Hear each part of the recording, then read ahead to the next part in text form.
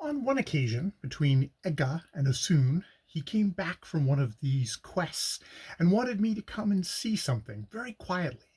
I went, and we crept down into a rocky ravine on the other side of which lay one of the outermost Igaja plantations. When we got to the edge of the cleared ground, we lay down and wormed our way with elaborate caution among a patch of cocoa, Wiki first, I following his trail.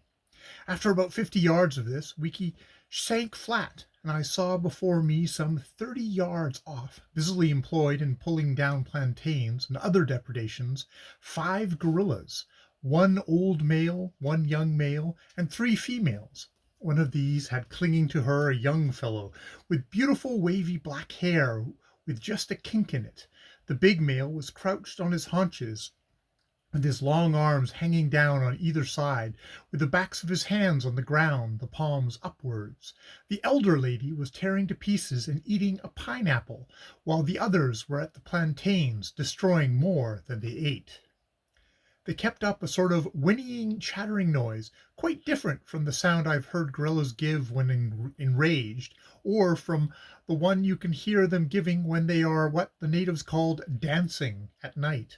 I noticed that their reach of arm was immense, and that when they went from one tree to another, they squatted across the open ground in a most inelegant style, dragging their long arms with knuckles downwards.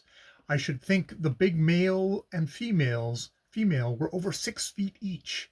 The other would be from 4 to 5. I put out my hand and laid it on Wiki's gun to prevent him from firing, and he, thinking I was going to fire, gripped my wrist.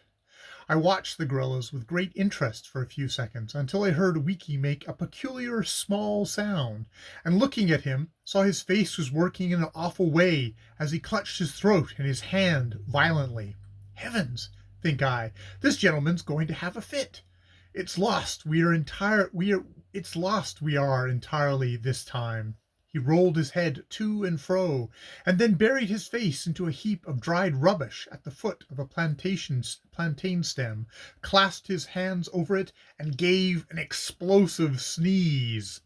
The gorillas let go all, raised themselves up for a second, gave a quaint sound between a bark and a howl, and then the ladies and the young gentlemen started home. The old male rose to his full height, and struck me at the time that this was a matter of 10 feet at least, but for scientific purposes allowances must be made for a lady's emotions, and looked straight towards us, or rather towards where that sound came from.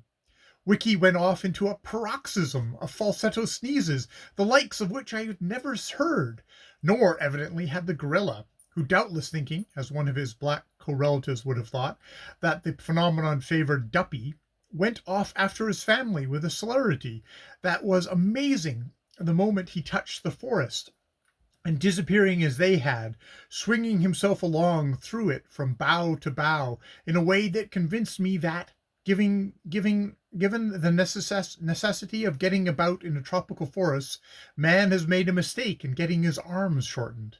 I have seen many wild animals in their native wilds, but never have I seen anything equal to gorillas going through bush. It is a graceful, powerful, superbly perfect hand trapeze performance. After this sporting adventure, we returned, as I usually return from a sporting adventure, without measurements or the body. Our first day's march, though the longest, was the easiest, though providentially I did not know this at the time.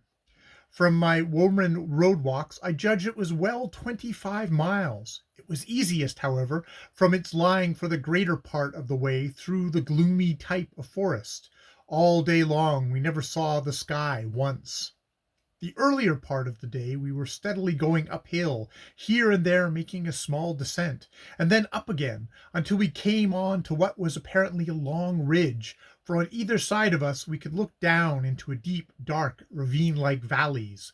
Twice or thrice we descended into these to cross them, finding at their bottom a small or large swamp with a river running through its midst. Those rivers all went to Lake Izingo.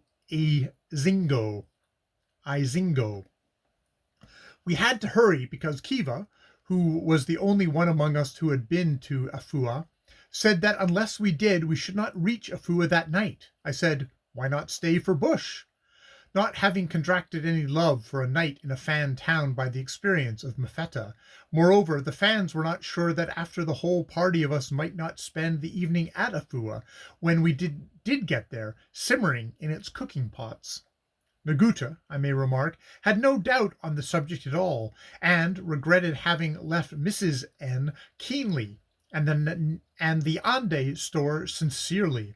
But these Fan are fine sporting tribes, and allowed they would risk it. Besides, they were almost certain they had friends at Afua, and, in addition, they showed me trees scratched in a way that was magnification of the condition of my own cat's pet table legs at home, demonstrating leopards in the vicinity. I kept going, as it was my only chance, because I found I stiffened if I sat down, and there was always carefully told me the direction to go in when they sat down. With their superior pace, they soon caught me up, and then passed me, leaving me and Naguta, and sometimes Singlet and Pagan behind, we, in our turn, overtaking them, with this difference that they were sitting down when we did so.